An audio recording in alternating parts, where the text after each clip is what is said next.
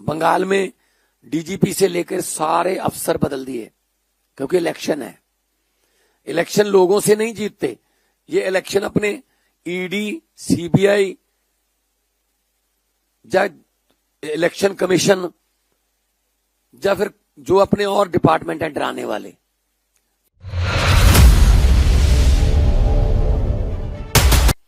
लेकिन पिछले कुछ समय से जो हम देख रहे हैं कि लोकतंत्र का गला धीरे धीरे करके काटा जा। आम आदमी पार्टी को तो बहुत ही स्पेशल निशाने पर लिया हुआ है, क्योंकि आम आदमी पार्टी एक ऐसी पार्टी है जो बहुत तेजी से बढ़ रही है। नेशनल पार्टी बन गई है, सिर्फ महज 10 साल की उम्र है।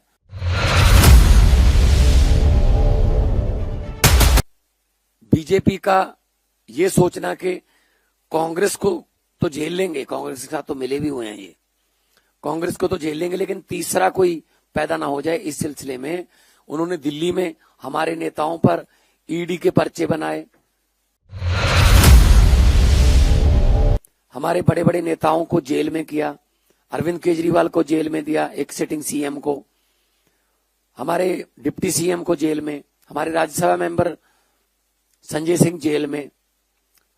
जितने भी हमारे पर्दे के पीछे भी अगर काम करने वाले कोई कार्यकर्ता या कोई हमारे पॉलिसी मेकर थे, सबको जेल में दिया गया, डराया गया। पंजाब के कैबिनेट मंत्री संजीव अरोड़ा के आवास पर ईडी के द्वारा छापेमारी किए जाने से राजनीतिक हलकों में हलचल ही मच गई है। जानकारी के अनुसार ईडी की टीम सुबह अचानक उनके लुधियाना स्थित आवास पर पहुंची, दस्तावेजों की जांच शुरू कर दी गई। इस दौरान सुरक्षा के कड़े इंतजाम किए गए, बाहरी लोगों के प्रवेश पर रोक लगा दी गई। खुद इस बात की जानकारी कैबिनेट मंत्री संजीव अरोड़ा ने अपने सोशल मीडिया अकाउंट पर दी। सूत्रों के मुताबिक ये कार्रवाई कथित वित्तीय अनियमितताओं और लेन देन से जुड़े मामलों की जांच के तहत की जा रही है। हालांकि आधिकारिक तौर पर ईडी की ओर से अभी तक विस्तृत जानकारी साझा नहीं की गई। छापेमारी के दौरान कई अहम दस्तावेज और इलेक्ट्रॉनिक उपकरणों की जांच की गई। तो वहीं मंत्री संजीव अरोड़ा के ट्वीट को रीट्वीट करते हुए दिल्ली के पूर्व सीएम अरविंद केजरीवाल ने सीधे सीधे पीएम मोदी पर ही तंज कसा है। उन्होंने कहा कि आम आदमी पार्टी के नेता के यहाँ 3 दिन में ये दूसरी ईडी की रेड है। क्या प्रधानमंत्री जी बताएंगे कि अभी तक आप नेताओं के यहाँ जो इतनी सारी अनगिनत रेड की है, उसमें से कितना काला पैसा मिला? 1 रुपया भी मिला? पूरा देश देख रहा है कि आप केवल सत्ता के लिए कितनी ओछी राजनीति कर रहे हैं। तो वहीं आम आदमी पार्टी के एक और नेता सौरभ भारद्वाज ने भी पीएम मोदी को निशाने पर लेते हुए कहा कि मोदी की लोकप्रियता तेजी से गिर रही है। अगर आप इसे अपनी आंखों से नहीं देख सकते तो उनके सभी बेताब प्रयासों को देखिए। सोशल मीडिया पर बेशरम पाबंदियां, बड़े पैमाने पर मतदाता सूची से नाम हटाना, भाजपा के लिए सुरक्षित सीटें बनाने के लिए लोकसभा सीटों का परिसीमन और इसके अलावा ईडी, सीबीआई और आयकर विभाग के छापे। तो वहीं पंजाब के मुख्यमंत्री भगवंत मान ने भी बीजेपी सरकार पर निशाना साधा है। उन्होंने एक प्रेस कॉन्फ्रेंस के दौरान आरोप लगाते हुए कहा कि आम आदमी पार्टी के नेताओं को ईडी और सीबीआई का डरावा दिया जा रहा है, लेकिन हम डरने वाले नहीं हैं। आइए आपको सुनवाते हैं क्या कुछ कहा प्रेस कॉन्फ्रेंस के दौरान पंजाब के सीएम भगवंत मान ने। हमारे देश को biggest democracy of the world कहा जाता है, दुनिया का सबसे बड़ा लोकतंत्र। यहां पर लोग अपनी मनपसंद की सरकारें चुनते हैं और फिर फेडरल गवर्नमेंट है। फेडरल गवर्नमेंट हर स्टेट का जो बनता हक है वो उनको देती है, अब द पॉलिटिक्स लेवल, अब द पार्टी लेवल। लेकिन पिछले कुछ समय से जो हम देख रहे हैं कि लोकतंत्र का गला धीरे धीरे करके काटा जा रहा है। नॉन बीजेपी जितनी भी गवर्नमेंट हैं, उनको चाहे तो सीधा डायरेक्ट सेंट्रल की तरफ से फंडिंग रोक के, चाहे गवर्नर्स के थ्रू किसी न किसी तरीके से उनको तंग किया जाता है। आम आदमी पार्टी को तो बहुत ही स्पेशल निशाने पर लिया हुआ है, क्योंकि आम आदमी पार्टी एक ऐसी पार्टी है जो बहुत तेजी से बढ़ रही है। नेशनल पार्टी बन गई है, सिर्फ महज 10 साल की उम्र है लगभग। तो ऐसे में बीजेपी का ये सोचना कि कांग्रेस को तो झेल लेंगे, कांग्रेस के साथ तो मिले भी हुए हैं ये, कांग्रेस को तो झेल लेंगे, लेकिन तीसरा कोई पैदा ना हो जाए, इस सिलसिले में उन्होंने दिल्ली में हमारे नेताओं पर ईडी के पर्चे बनाए, शराब घोटाले के पर्चे बनाए, हमारे बड़े बड़े नेताओं को जेल में किया, अरविंद केजरीवाल को जेल में दिया, एक सिटिंग सीएम को, हमारे डिप्टी सीएम को जेल में, हमारे राज्यसभा मेंबर संजय सिंह जेल में, जितने भी हमारे पर्दे के पीछे भी अगर काम करने वाले कोई कार्यकर्ता या कोई हमारे पॉलिसी मेकर थे, सबको जेल में दिया गया, डराया गया, धमकाया गया, बीजेपी ज्वाइन कर लो वरना मुश्किल हो जाएगी। तो जो ये डराने की, धमकाने की राजनीति है, ये लगातार जारी है पूरे देश में। बंगाल में डीजीपी से लेकर सारे अफसर बदल दिए, क्योंकि इलेक्शन है।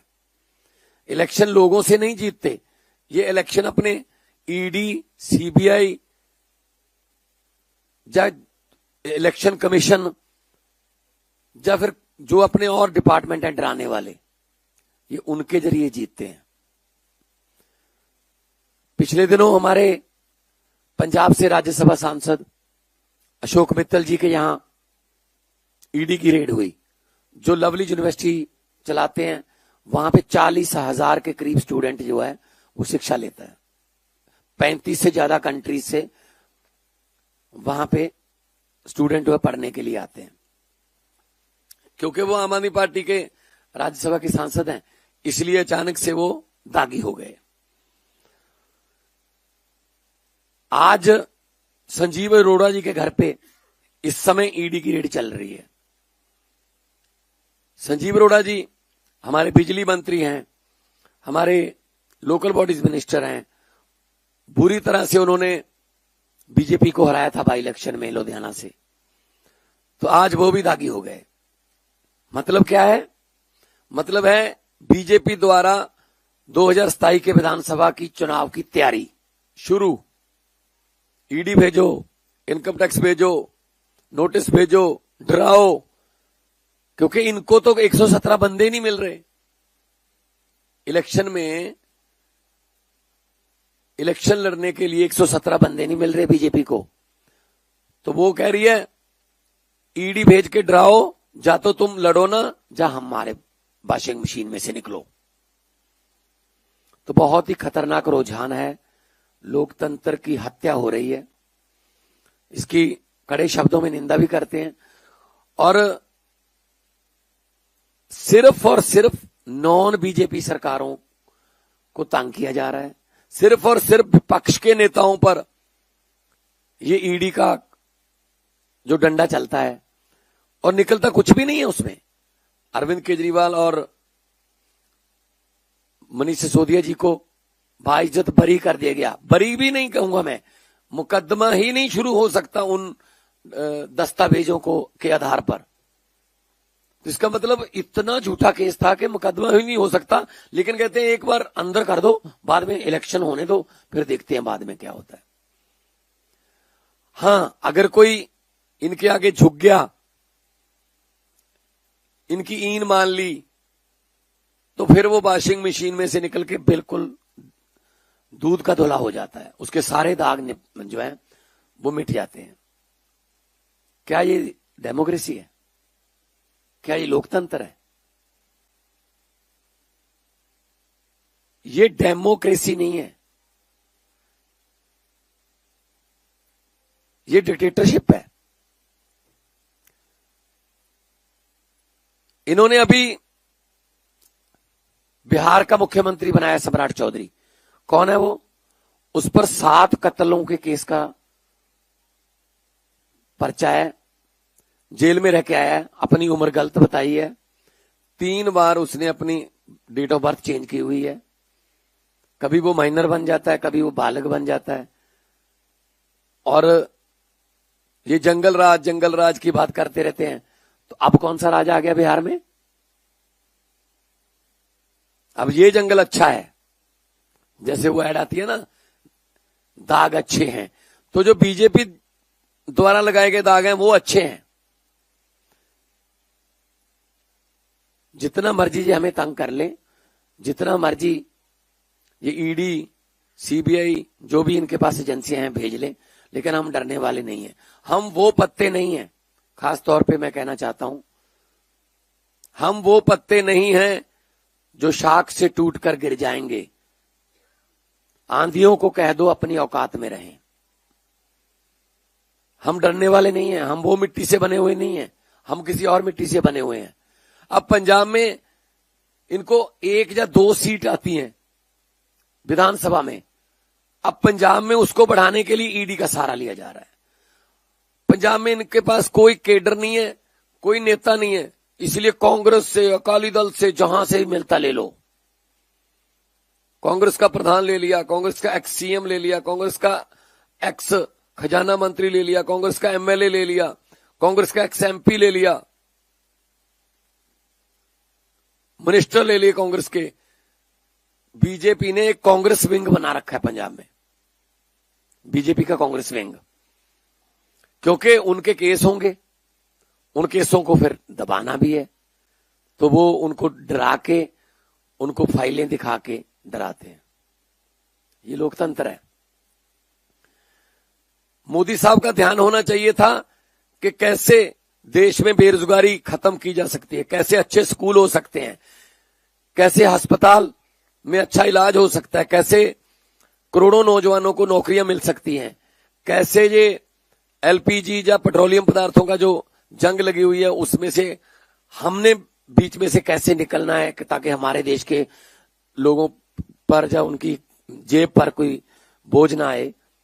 ये इस बात पे ध्यान होना चाहिए था। इनका ध्यान है इसको सिक्योरिटी कम कर दो, इसकी सिक्योरिटी ऐड कर दो, इसके जहां ईडी भेज दो, इसके जहां सीडी भेज दो, इसके जहां पता नहीं क्या ईडीओ सीडीओ से ये मतलब राजनीति कर रहे हैं। सरकारें ऐसे चलती हैं क्या? सरकार तो फिर ट्रंप चला रहा है।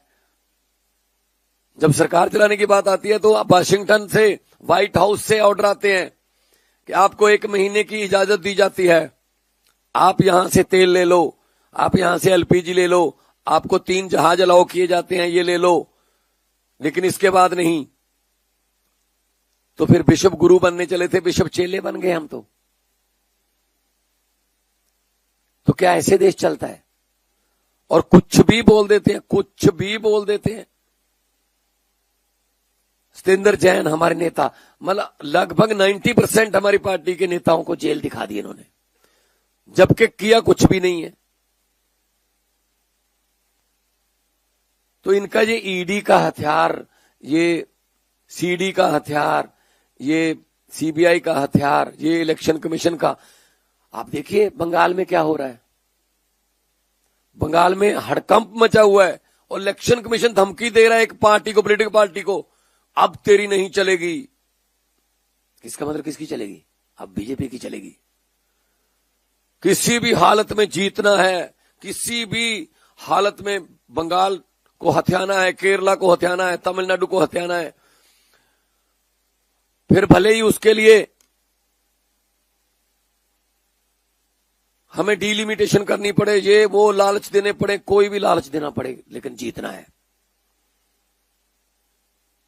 तो लोकतंत्र जो है वो खतरे में है देश में। उसके लिए सबको आगे आना होगा। शहीदों ने अपना खून देकर ये देश हमें लेकर दिया था। शहीद आजम भगत सिंह, राजगुरु, सुखदेव, चंद्रशेखर आजाद, करतार सिंह सराभा, गदरी बाबे, मदन लाल ढींगरा, लाला लाजपत राय, कितनी कुर्बानियां हुई, कितनी जवानी में कुर्बानियां हुई। 23 साल की उम्र, 22 साल की उम्र, 19 साल की उम्र। और क्या उनकी आत्मा को आज सुकून मिलता होगा ये देख करके? ये देश दे के गए थे हम, इस देश के लिए कुर्बानियां दी कि जहां सिर्फ 2 बंदों की चलती है। पहले हमने सुना था हम 2 हमारे 2, वो परिवार कल्याण का नारा था कि 2 बच्चे ही काफी और से माफी। अब क्या है? अब भी हम 2 हमारे 2 ही हैं। अभी भी अमित शाह और मोदी हैं। हम 2 और हमारे 2, आगे उनके भी 2 हैं, अंबानी और अडानी। तो हम 2 हमारे 2 के नारे पर जो सरकार चल रही है, बाकी 140 करोड़ का कोई नहीं पूछता, किस्मत पे छोड़ रखे हैं लोग। सख्त शब्दों में निंदा करते हैं हम। कि जिस तरीके से ये डेमोक्रेसी का कत्ल कर रहे हैं। राज्यपाल पॉलिटिकल रैलियां करने के लिए रखे हुए हैं, राज्यपाल बिल पर बैठ जाते हैं, 2-2 साल बिल पास नहीं होते, 4-4 साल बिल पास नहीं होते, सुप्रीम कोर्ट में जाना पड़ रहा है स्टेटों को। जब सुप्रीम कोर्ट ने ऑर्डर किया कि राज्यपाल और राष्ट्रपति बिल नहीं रोक सकते, वो ठंडे बस्ते में डाल दिया, जजों की बदली, जजों के फाइलें निकाल ली। मतलब किसी को तो छोड़ेंगे ये। हमने सुना था कि नॉर्थ कोरिया में, रशिया में ऐसे होता है कि अपने आप ही डिक्लेयर कर लेते हैं कि मैं इतने साल के लिए बन गया बस राष्ट्रपति। तो ये भी तो वही बात है बस। फिर अगर एसआईआर से आपने असली वोट काट देने हैं, जो वोट विपक्ष को पड़ते हैं, गली गली से जो पन्ना प्रधान, पता नहीं गली का पन्ना, पता नहीं क्या क्या नाम रखे हुए इन्होंने, पन्ना प्रमुख, वो बता देते हैं ये इतने घर जो है बीजेपी के हैं, इतने घर आम आदमी पार्टी के, इतने घर कांग्रेस के हैं, उनकी वोट काट दो और नई बना लो। अपनी एक वोटरों की फौज लेकर चल रहे हैं। वही लोग हरियाणा में वोट करते हैं, वही मुंबई में करते हैं, वही असम में करते हैं, वही बंगाल में जाएंगे। एक तरफ तो कहते हैं 1 नेशन 1 इलेक्शन, लेकिन 2 स्टेटों में अगर इलेक्शन करवानी हो उसमें 1 हफ्ते का गैप क्यों रखते हैं? क्या इतनी भी सिक्योरिटी नहीं है हमारे पास कि 2 स्टेटों में एक ही दिन इलेक्शन हो सके? क्योंकि पहले उनको वोट इधर डलवाना होता है, फिर गाड़ियों में, रेलगाड़ियों में उनको शिफ्ट करके वहां लेके जाना होता है। ये डेमोक्रेसी है, ये नई किस्म की डेमोक्रेसी है। ये शहीदों की कुर्बानी जो है, ये उस पर कलंक लगा रहे हैं। जिस डेमोक्रेसी की उन्होंने उम्मीद की थी, जिसके लिए उन्होंने लाला लाजपत राय ने डंडे खाए, भगत सिंह ने फांसी के रस्से चूमे, और इनका तो कोई नुकसान नहीं हुआ ना पार्टीशन में। 10 लाख बंदा तो हमारा मरा ना, इनकी तो कोई कुर्बानी नहीं है ना। ये तो देश मिल गया बस। अब देश को, संविधान को ऐसे बदल देंगे, संविधान को ऐसे बदल देंगे, 360 दे दो, संविधान को ये कर देंगे, तो संविधान को खतरा हो गया है। और ऐसे ऐसे बिल आते हैं, पता नहीं कहां 24 घंटे यही सोचते रहते हैं इससे नुकसान कैसे हो इस देश का, बस डेमोक्रेसी का। सो डेमोक्रेसी के इस कत्ल पर चिंता भी व्यक्त करते हैं, लेकिन हम तो लगे हुए हैं। अरविंद केजरीवाल हमारे जर्नैल हैं, हम तो लगे हुए हैं। हम इनसे डरने वाले नहीं हैं, हम घबराने वाले नहीं हैं। भेज दें ईडी, भेज दें सीडी, भेज दें बीडी, जो भी इनका डिपार्टमेंट है हमारे पास भेज दें, हम इनको अपना हिसाब भी देंगे, सब कुछ देंगे। जैसे ही आम आदमी पार्टी में या किसी और पार्टी में कोई बंदा जाता है, एकदम से वो करप्ट हो जाता है, और जैसे ही बहुत महाकरप्ट बंदा बीजेपी में आता है, एकदम से धुल जाता है।